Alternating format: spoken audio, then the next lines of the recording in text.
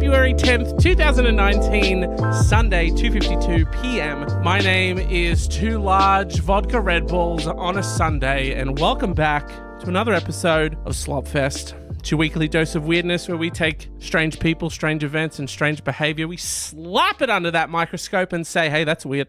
And then we have a giggle about it. I've been sick. I had a chest infection. That's neither here nor there. We're back with a vengeance.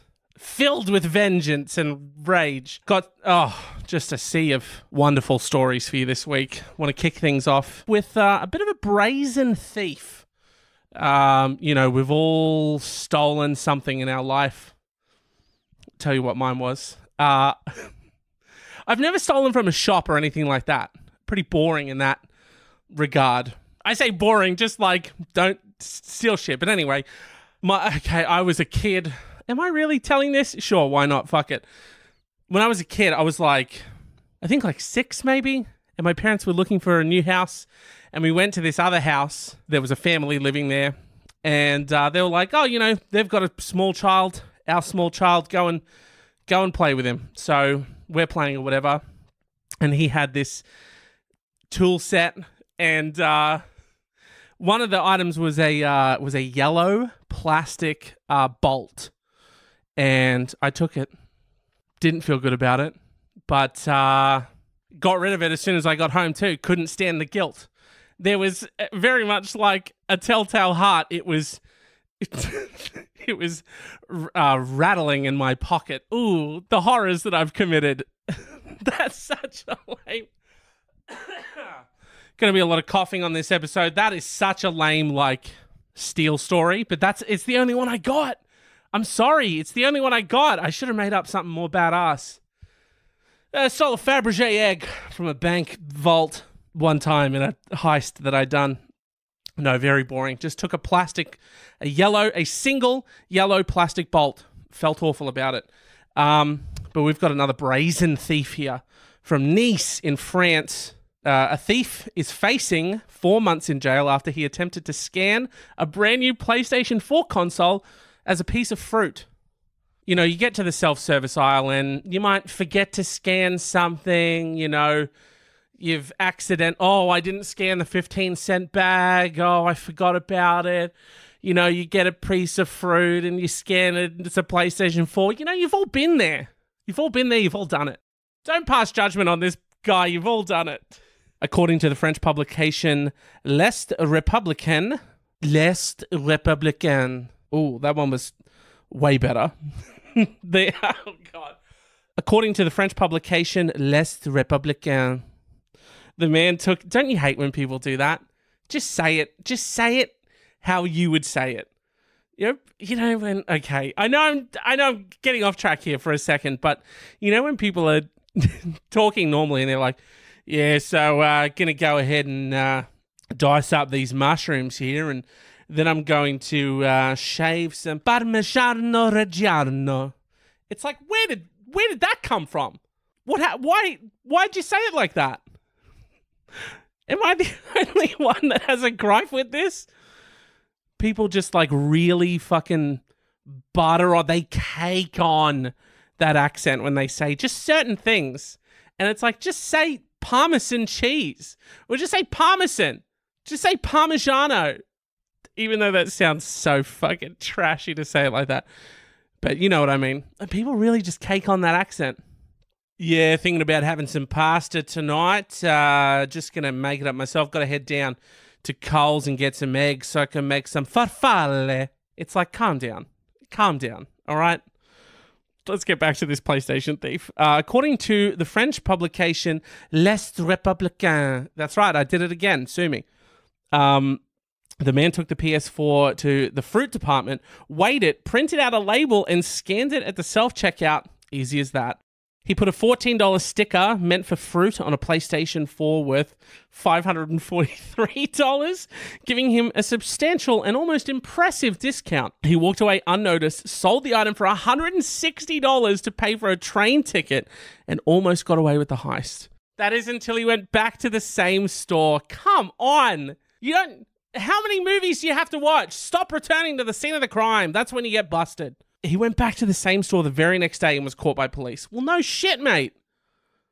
You pulled off the gaming heist of the century. Now you have those 4 months in prison to really think about what you've done. You think about what you've done here. Fuck it. Today I'm buying a Switch. I'm calling it a mango. Got another story here for you. EasyJet flight taking off in France. Another France story. Ooh la la. A lot of France news in this one. An EasyJet flight taking off in France had to be diverted last week because of a fake bomb threat. On January 18th, flight EZ4319 from Lyon to Rennes. I'm really bad at geography and also names of things, if you couldn't tell. But hey, the accent's back. Do you love it? The flight EZ4319 was in the air when authorities received an anonymous call that suggested a bomb could be on the plane. The pilots returned to Lyon, but no bomb was found. Authorities investigating the call said the person behind the threat was a 23-year-old college student in Rennes. Renee, I probably should have looked up how to say this before doing the podcast, but, here we are. He allegedly didn't want his parents, who were on the flight, to visit him. Police took the unidentified suspect into custody and have charged him with false news compromising the safety of an aircraft in flight. His next court date is May 21st. If convicted, the alleged hoaxer could face up to 5 years in prison and a fine of nearly $85,000. Holy shit. So he's a uni student and he didn't want his parents to come out and visit him. Do you think maybe because he didn't want them harshing his party lifestyle? Or maybe like that movie, is it New Kid? Where he's reinvented himself. He can't have his parents coming out there and fucking up his new vibe. They're just blowing up his new spot. Hey, Mum. Oh, I know, right? So excited to see you guys. So excited. Just super quick question. What flight were you guys taking to come visit me at the old education facility? Oh, okay, cool. So what like flight specifically are you and Dad on? Oh, cool. EasyJet flight. Nice. They always have lots of legroom. Hey, what's the flight number? Just out of, I don't know, just morbid curiosity. EZ4319. I'm not writing it down. So anyway, cool. Well, super excited to see you guys, Ovs.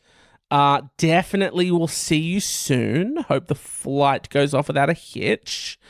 And I guess I'll just see you guys in a couple hours. No biggie. All right. Love you. Bye. Either he's really been dropping the fucking ball at uni and he's fucking up and he doesn't want them coming out there and just fucking like blasting him up about it. Or he's, again, I think maybe he's reinvented himself. He doesn't need mum and dad coming into town poking holes in his new cool boy identity that he's got at university. So, I understand it. And sometimes you have to, okay? I don't want to be the person that has to side with the bad people all the time, but sometimes you have to see it from their point of view. First time away from home, mum and dad not around all the time. You're trying to get laid. You're trying to like have parties and stuff. You're sort of doing your own thing. And then mum and dad want to come into town and all of a sudden blow up my spot. Now I'm not a cool boy anymore. I don't think so. What's the harm in a fake bomb threat? A lot of harm, actually.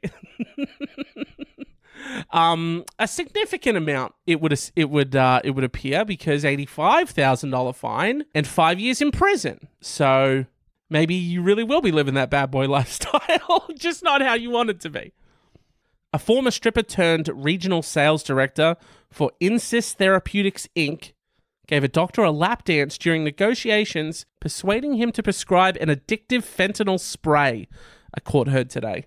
Sunrise Lee, that's a person's name, took Paul Madison, an Illinois-based anesthesiologist, to the Underground, a top nightclub in Chicago in 2012, with two other sales reps after a business dinner to discuss the drug Subsys. During the night, one of the other reps, Holly Brown, claimed she saw Lee, quote, sitting on his lap, kind of bouncing around. Madison had his hands sort of inappropriately all over her chest, Brown told the federal court in Boston today. The testimony is the latest to emerge in the first criminal trial of painkiller manufacturer executives as authorities try to find culprits of the opioid abuse epidemic that has killed so many it even lowered the US life expectancy.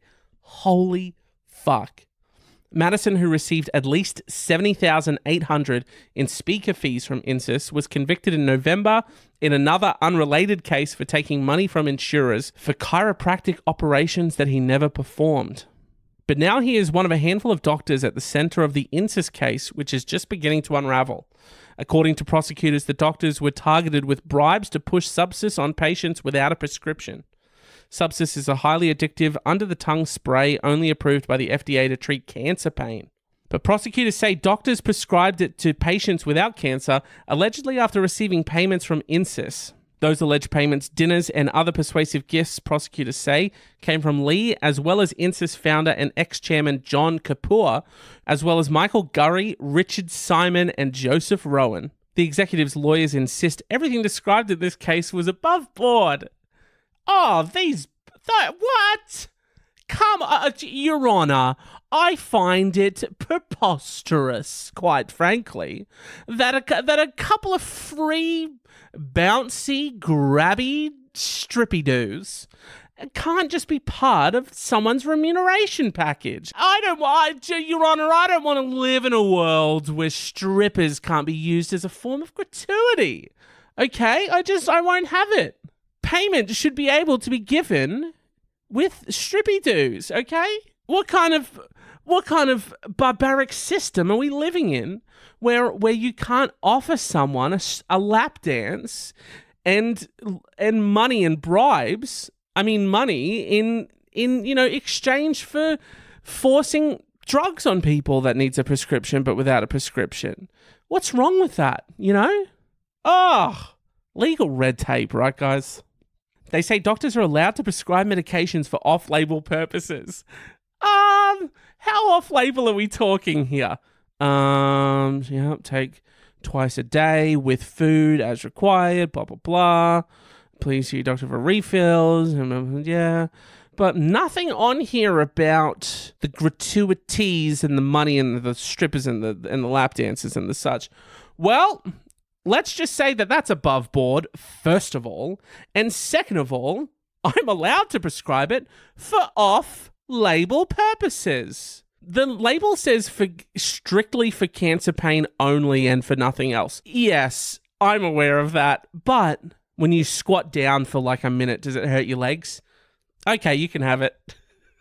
The guy, hey, he said his elbow hurt. So I thought, nothing wrong with giving him a super strong pharmaceutical grade prescription medicine for off-label purposes. Strictly for cancer pain only. There's no big deal. What do you mean malpractice? You have a headache? That's fine. Here, have this opioid. Pharmaceutical companies routinely contract experts to speak at events to share their knowledge and further drug development. Brown said the dinners were hardly professional affairs. They were held at a Chicago restaurant owned by Kapoor, so owned by the guy who also co-owns the drug company that they're bribing these people to push their subscriptions for. Okay. And they were not attended by clinicians, but by friends. All clinicians are my friends. Okay, so the lines are blurred, very much like your vision gets blurred when you take too much of our painkiller. The idea was these weren't really meant to be educational programs, but were meant to be rewards to physicians. People so loosely throw around the term gratuity. I like to call it educational rewards program. They were rewarded for participating in educational programs. Is anyone buying this? Is anyone buying any of this? Everything that we're doing is above board, including the strippy-doos and the lap dances. I think you guys, prudes, so many goddamn prudes trying to hold down the fucking painkiller industry. It's ridiculous. And I'm sick of it. I saw a bunch of articles for a place in Beijing called the Anger Room, where you can pay to smash stuff, which got me wondering, hey, can I do that here down under, in the Down Underverse? Absolutely I can. Could I interest you in the Smash Pit? Destruction therapy or just plain fun? A unique adrenaline rush. This isn't fucking advertising or native advertising, okay? Because I'm very much going to have a giggle at it. Hi, yeah, the Smash Pit. I have a podcast. Yeah, not a lot of people listen to it. And I would like to, on that, kind of like make fun of you a little bit. about the names of the stuff and the service that you provide. Is that cool? Can you pay me? No, hello? They've hung up. Quote, have you ever wanted to just smash that computer? Been tempted to throw a plate or two? Want an alternative approach to anger management? Let's not, guys, let's all get on board now and say that there shouldn't be an alternative approach to anger management. We should just go through the regulated, normal, tried and true methods and systems to manage that anger, okay? Because I don't want to be walking down the street in the valley and I just like, oh, I'm going to get a beer today. And all of us, I've been glassed. The Smash Pit Rage Room is the place for you, whether it's for therapy or just plain fun. Stop calling it therapy, okay? It's not therapy. And if, like, someone needs to monitor this place. There should be a little checkbox that says, now, is this for fun or is this for therapy? And if it's for therapy, someone has to follow that person around for 2 weeks just to see what they're up to. Yes, hi, I'm here for my weekly therapy. Yes, Smash Room 3, please. We provide the room, the cool but functional safety gear, music, crockery, or electrical items to smash, and of course, a bat. Swing away! It's the tagline. Swing away. It's simple, really. This is it. This is like the about us. You know, I had to know more about the Smash Pit. Okay, so I wanted to know, what are they all about? It's simple, really. We're just professionals who want a place to let loose after having to maintain a cool, calm, and collective appearance 100% of the time. Sorry, what? What? Guys, me and my friends have been talking and we're sick of being calm, cool, and collected 100% of the time, so we need a place to get our rage on. Guys, 24 hours a day, 7 days a week, I am bubbling under the surface. There is an unspeakable rage under this shell of a person you see standing in front of you. And every second of every day, I'm trying to just hold it back. Don't hit him with the bat. Save it for the rage room. What do you mean? We're just professionals who want a place to let loose after having to maintain a cool, calm, and collective appearance 100% of the time. Am I the only one that's concerned about this? This is some Patrick Bateman, American Psycho shit. Oh, yes. And here's my new business card. As you'll see, it's bone white. Ooh, the texture on that boils my blood. Oh, I just want to follow this guy to his car and crack him in the back. Oh, save it for the rage room.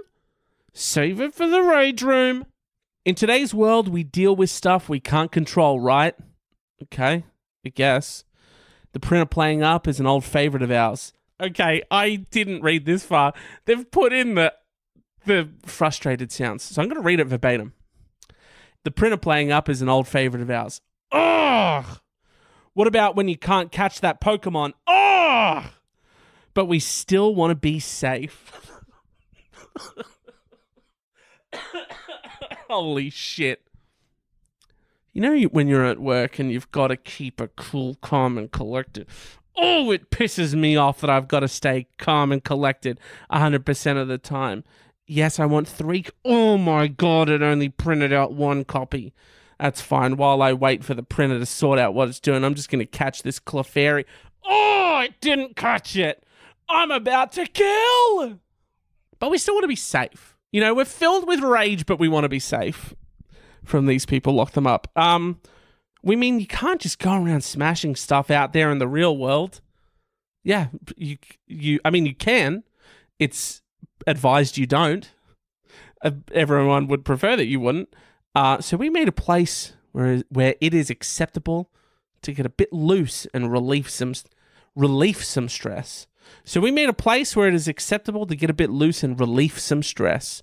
It's called destruction therapy. Rage rooms are popping up everywhere around the world. They are. That's what led me to this place. We are proud to be Australia's second rage room. Well, late to market.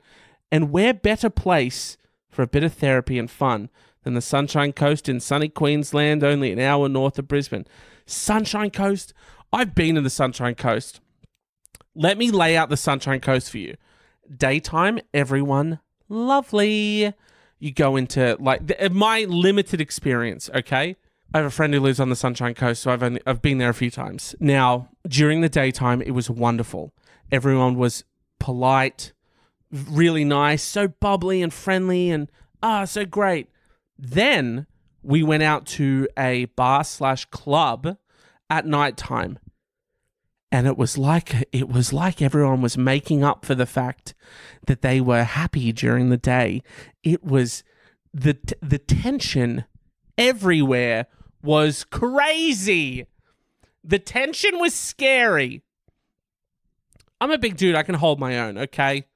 But like every single dude everywhere was staunching every other guy, shouldering other dudes. Like it was fucked. I don't know if it was this one place, but shit was fucked. It felt like literally everyone was making up for the fact that they'd been so goddamn nice all day. So the fact that this is on the Sunshine Coast scares me a little bit, but at the same time, it's like, it's so pretty. It's so pretty up there. You know, what are you guys all grumpy about? Oh, it's so nice. Oh, look at all these beaches and stuff. It's so pretty here. It's so pretty. We're bubbling under the fucking surface. Oh, it's so nice. I'm going to go out for a surf today. I'm going to cut loose on the waves and I'm going to fucking smash up room 3 at the Rage Room. I digress.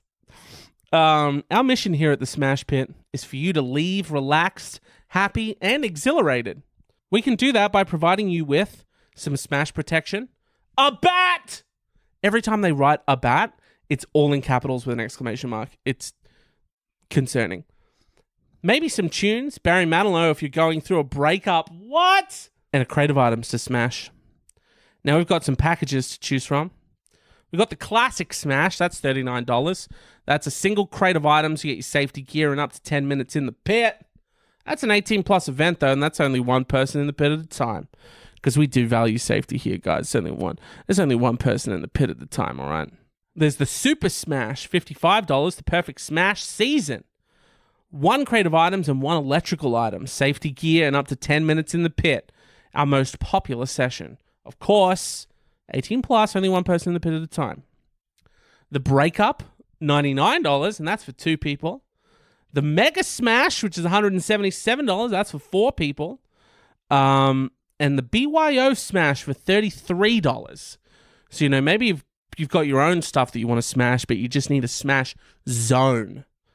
They do provide that. So, you know, a lot of great selections there.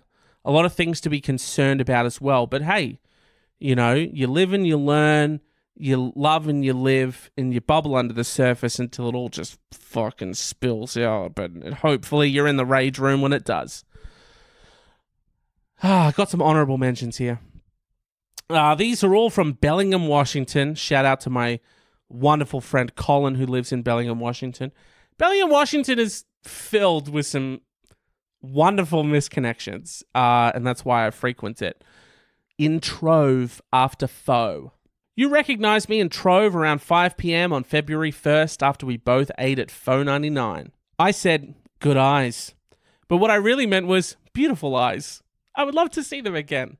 And that one's from Noah. Oh, hey, what's up? I saw you at Faux 99. We were both grubbing down a little bit. Hey, just wanted to say, good eyes. Hey, those eyes you got in your head? Those are great.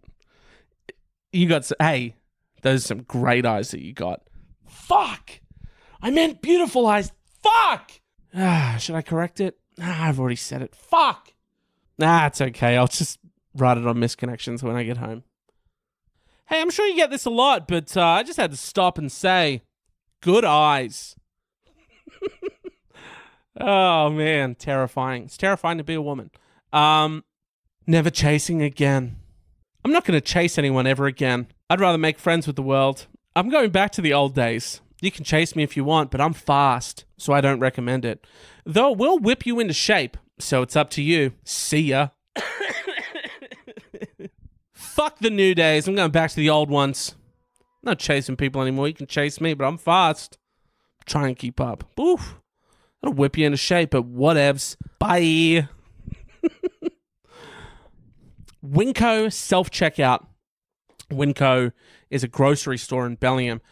Funnily enough, the person that's in this story, I was reading this out to Colin. He said, oh, fuck, I was just in Winco.